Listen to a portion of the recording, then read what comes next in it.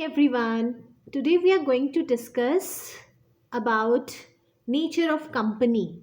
Company के बारे में आज हम डिस्कस करने जा रहे हैं कि कंपनी क्या होती है.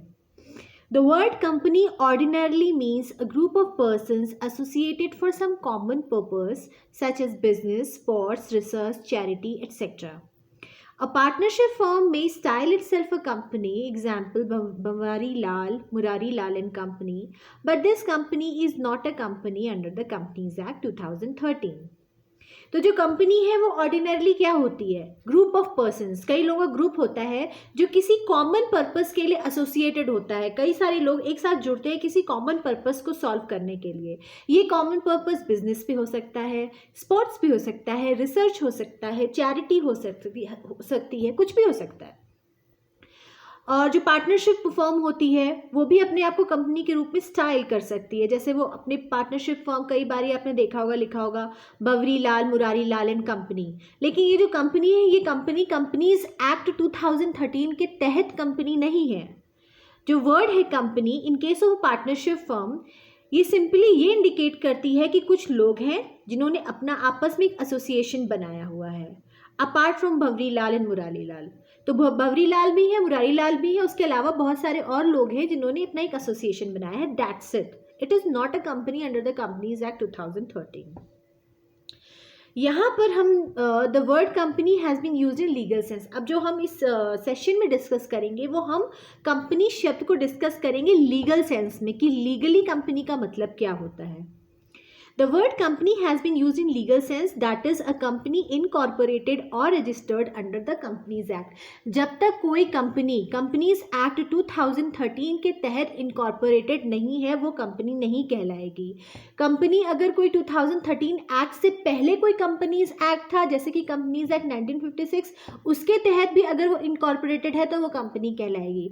Otherwise by any other means वो कंपनी नहीं है अगर वो कंपनीज एक्ट के तहत इनकॉर्पोरेटेड नहीं है. ये सबसे ज़्यादा इंपॉर्टेंट पॉइंट है.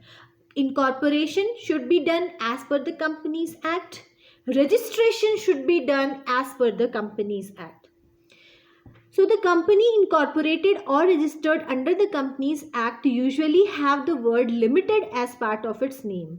Examples: Tata Motors Limited, Infosys Limited, Reliance Industries Limited, HDFC Limited, Hindustan Unilever Limited, Tata Steel Limited, Bharti Airtel Limited, DLF Limited, etc. तो ये लिमिटेड क्या होता है? लिमिटेड मतलब limited as per the value of the share of their company. यहाँ पे जो liability होगी वो हर शेयर होल्डर की लिमिटेड होगी as per their share in the company. So meaning and features of company. Definition of a company has been stated under section 2 clause 20 of the Companies Act 2013. अब अगर हम Companies Act पढ़ रहे हैं 2013 का, तो जो कंपनी शब्द डिफाइंड है वो कहाँ डिफाइंड है? Section 2 clause 20 of the Act. What does it define? It defines a company as a company incorporated under this act or under any previous company law. However, this definition does not reveal the characteristics of a company.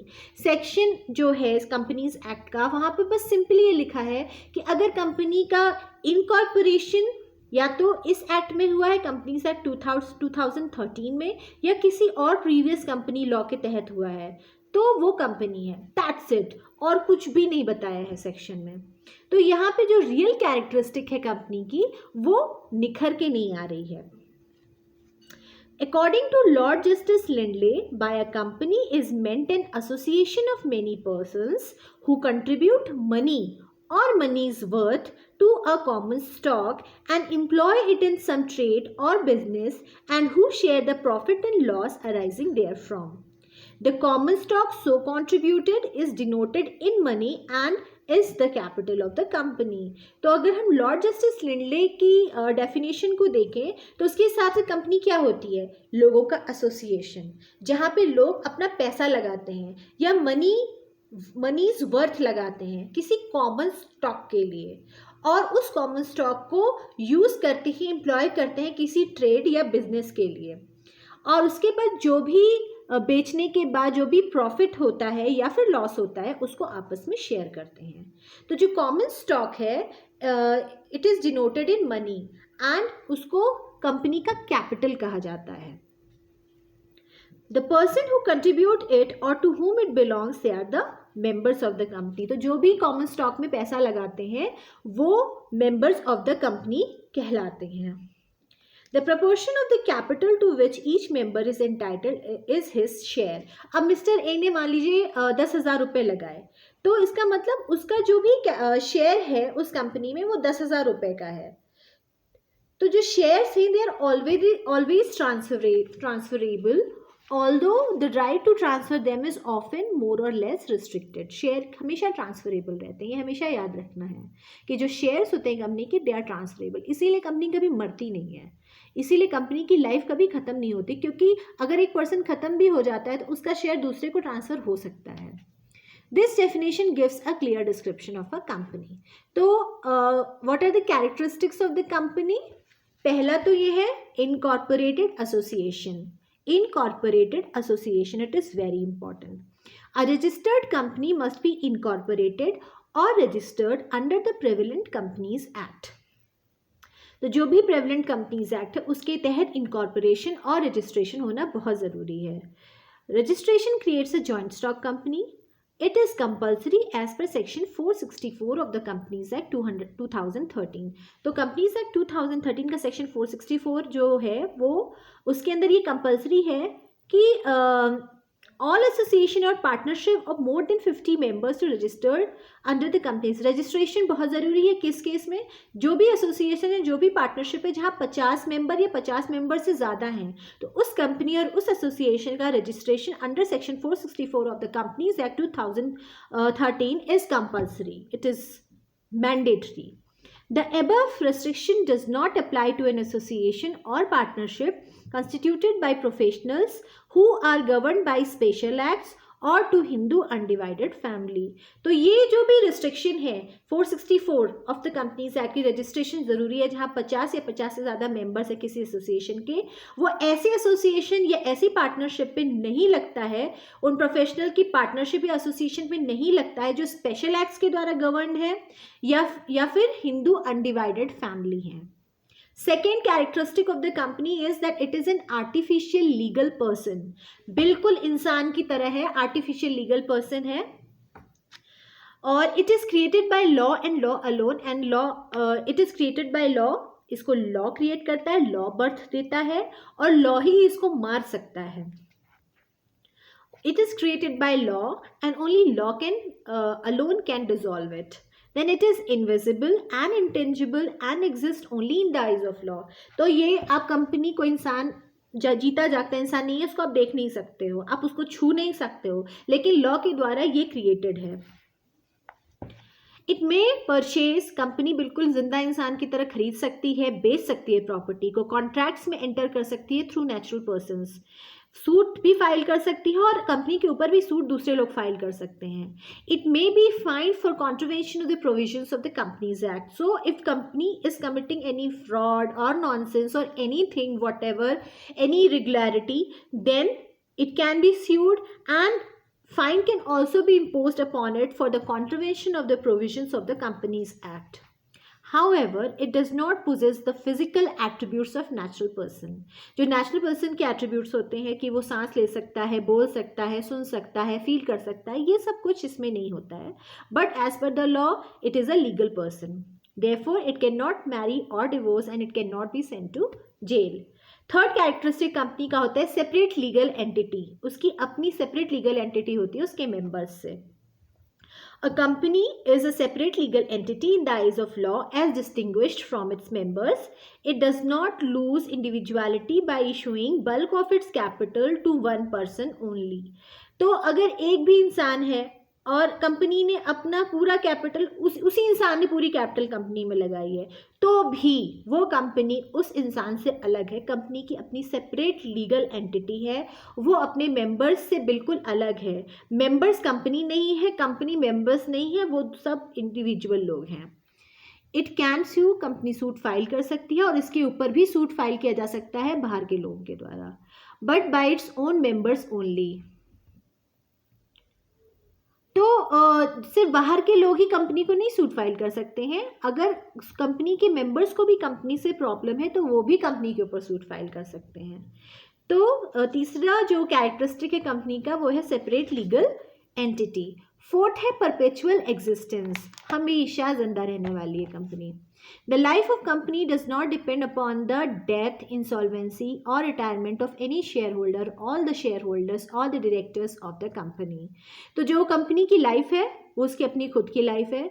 कोई भी share holder या director company का चाहे मर जाए, चाहे वो दिवालिया हो जाए, इंसॉल्वेंट हो जाए या फिर रिटायर कर जाए, उससे कंपनी के ऊपर कोई फर्क नहीं पड़ने वाला है। अगर एक हाइड्रोजन बम भी कंपनी के ऊपर गिर जाए, हाइड्रोजन बॉम्ब जो होता है अगर वो कंपनी के ऊपर गिर जाए और उसके सारे मेंबर्स मर जाए तो वो भी कंपनी जिंदा रहेगी। तो इसकी परपेचुअल एग्जिस्टेंस है। The provisions of transfer and transmission of shares preserve the perpetual existence of a company. It is a creation of law and law alone can wind up a company। तो law ने इसे create किया है और सिर्फ law ही उसको wind up कर सकती है। फिफ्थ है लिमिटेड लाइबिलिटी और सिक्स्थ है transferability of shares and seventh is common seal. So what is limited liability? In case of a company with limited liability, the liability of the members of the company is limited to the extent of amount unpaid on the shares held by them. It may be noted that there may be a company limited by a guarantee and company with unlimited liability, but the company with limited liability, they are most popular. In case of a company limited by guarantee, the liability of the members is limited to the specified amount mentioned in the memorandum। तो जो भी share holders होते हैं उन्होंने shares पे जितना पैसा लगाया है उतनी ही लाइबिलिटी उन शेयर होल्डर्स की होगी लिमिटेड लाइबिलिटी के केस में। और अगर उन्होंने 10,000 रुपये के शेयर लिए हैं और 8,000 रुपये ही दिए कंपनी को तो सिर्फ 2,000 तक की ही लाइबिलिटी उनकी रह जाती है कंपनी में, उससे ज़्यादा नहीं होती है। और ऐसी भी कंपनीज होती हैं जहां अनलिमिटेड लाइबिलिटी होती है, लेकिन जो लिमिटेड लाइबिलिटी वाली कंपनीज होती हैं they are more popular. Then transferability of shares. In case of public limited company, the shares are freely transferable without seeking any permission from the company or the other members.